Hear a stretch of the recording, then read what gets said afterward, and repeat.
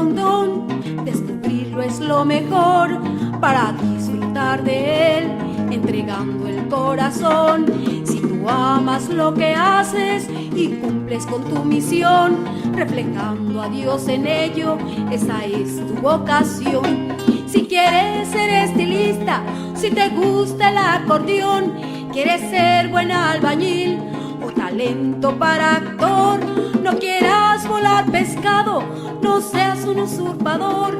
Vocación es un servicio que enaltece la virtud.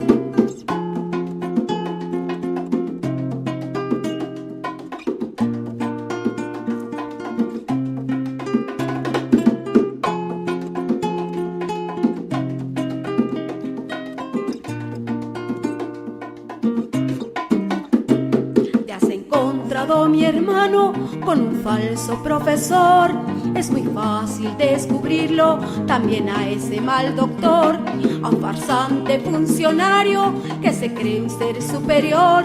Ellos mienten a su pueblo, pues no encontraron su don. No te sorprendas, hermano, solo observa su actitud. Al maestro no le entiendes y el doctor no ve el dolor. Ven a bailar esta rumba que la hice con amor, recordándoles a todos que Dios nos ha dado un don.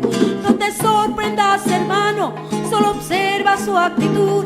Al maestro no le entiendes y el doctor no ve el dolor.